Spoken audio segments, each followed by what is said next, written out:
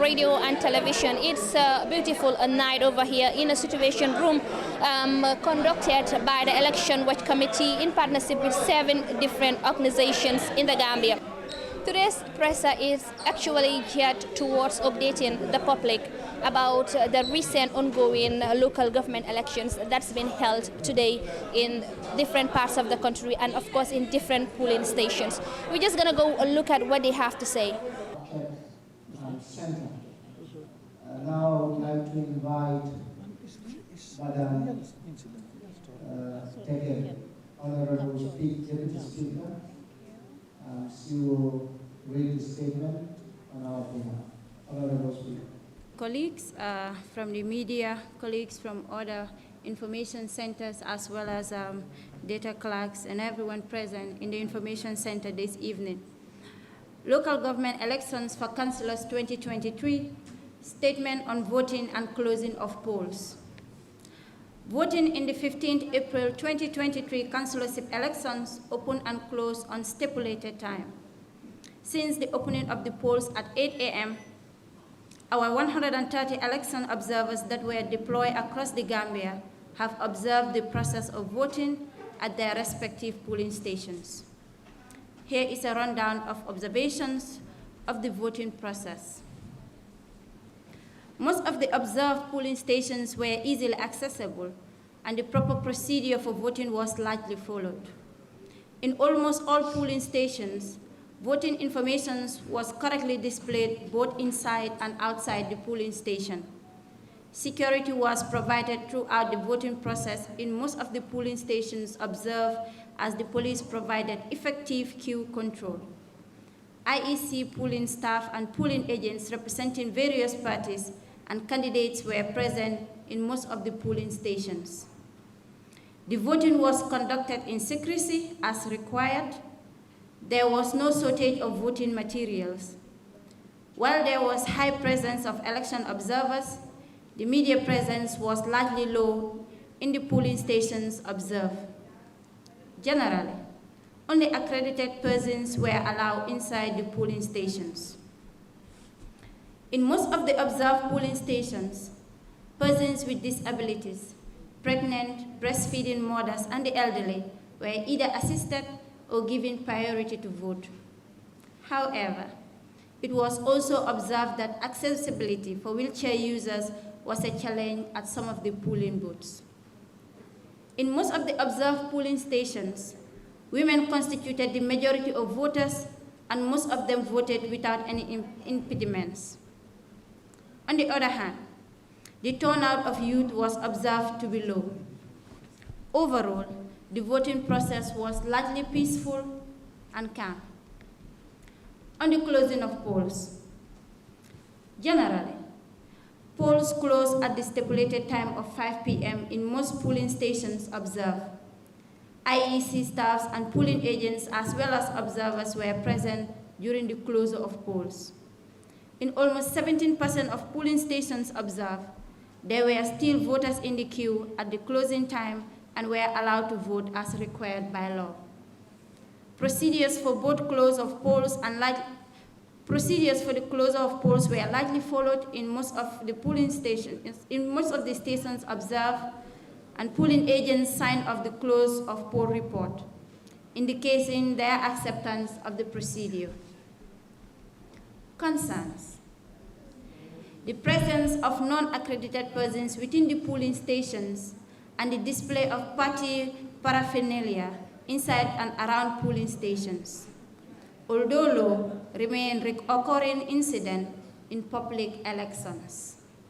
We observe isolated cases of party supporters canvassing votes around polling stations. However, there was no significant interference with the polling process, with the voting process. Also, there were clashes in and around polling stations, although these were put under control without causing any disruption in the voting process. Conclusion. The Civil Society Coalition notes with deep appreciation the smooth and calm manner that characterized the vote today. We recognize and applaud the IEC, the police as well as observers, and the media for the effective way they carry out their respective functions to ensure smooth and peaceful elections. At the time, we deplored the minor incidents around polling stations, which, if not addressed immediately, could have caused significant disruption to the voting process. For that matter, we reiterate our call for all electoral stakeholders to always exercise calm and address any grievances through dialogue and other peaceful means in line with the law. As we look forward to the counting of votes and the declaration of results, the Civil Society Coalition remains committed to a free, fair elections as hallmark of democracy and sustainable development. Thank you very much. Let me express my appreciation to each and every one of us who are here. I know we've been here since this morning, and there was a disquiet that some of us might leave before now. But I am happy to note that all of us have stayed put, and each group has admirably contributed towards the two statements that the coalition is coming out with today. The opening of polls and the closing of polls, and tomorrow we'll be having a declaration. And I want to express the appreciation of all steering committee members on behalf of my vice chair, His Worship Magistrate Kurbali, and all the steering committee members here. I want to express our appreciation to the different contributors, the data collectors, the fact check, the analysts, and those of us who were in the decision room, the coordinators, and each and every one of you. Let me stop there and hand over to Mr. Ba. Thank you. The chairperson and members of the steering committee and everybody here present today.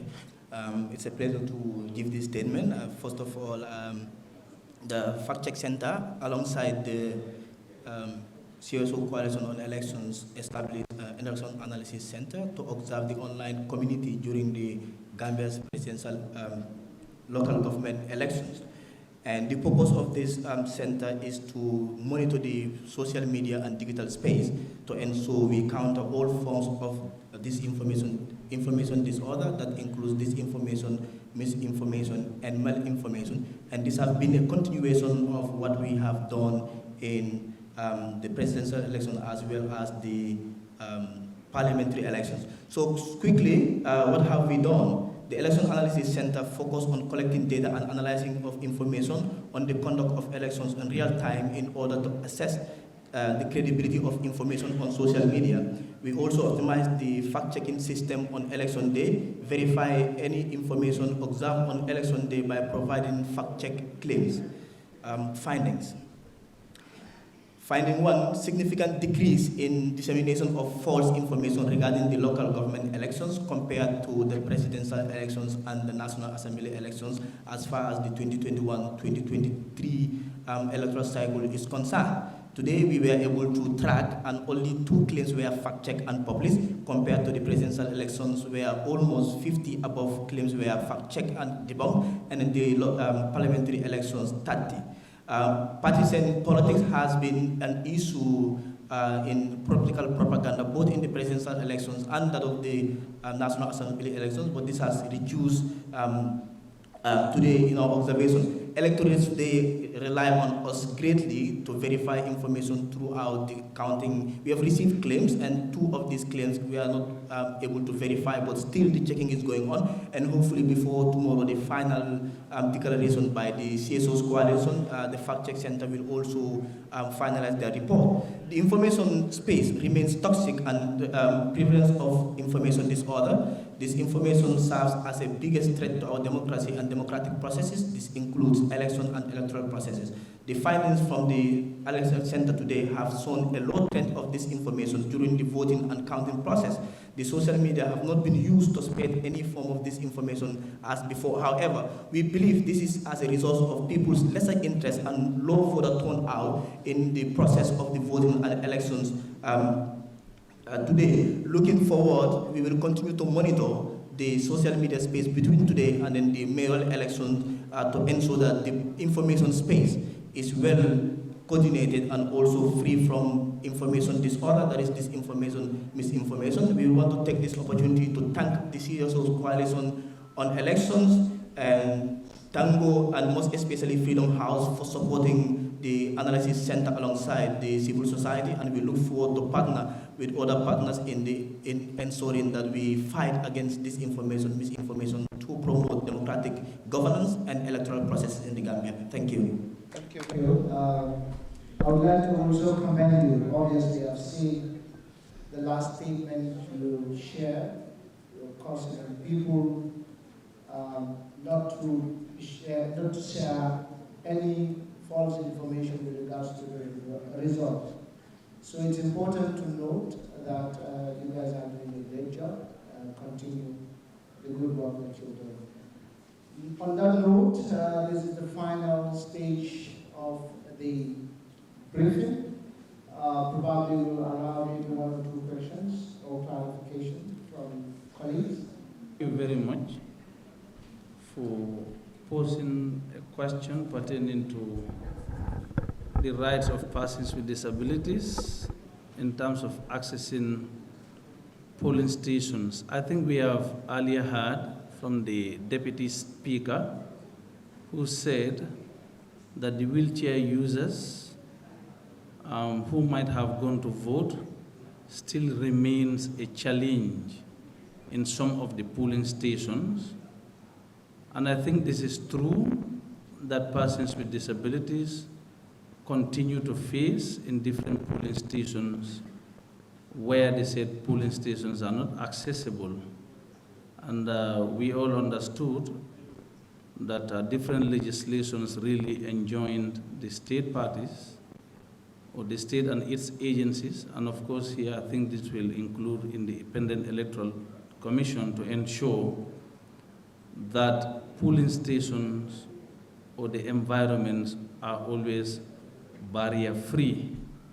So, and I hope, since we are all here, all hands should continuously be on deck to ensure that in subsequent elections there will be barrier-free environment for persons with disabilities to successfully vote without hindrance. Thank you. Still watching N24 radio and television, still in the Situation Room right here. We've all heard from the EWC, that is the Election Watch Committee in partnership with 7 different organizations, regarding the assessment that they did today, which is the 15th of April 2023, which is actually the day for the local government elections. And of course, we've heard some of the assessment that they did, the setbacks that they also mentioned. Part of the setbacks was actually low media turnout in certain polling stations in the country. And of course, when it comes to the youth, a lot of them did not come out and vote, which makes low voter turnout in this local government elections.